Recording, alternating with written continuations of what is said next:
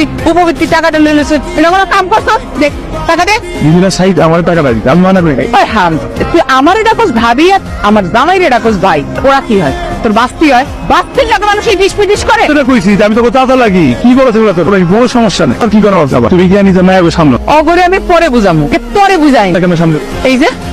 এমনি কেন আই দিব না তুই কলিতাটা বইরে গেল জ্ঞান পাইতেছ প্রাণ আসে তো তোর খিচুড়ি নি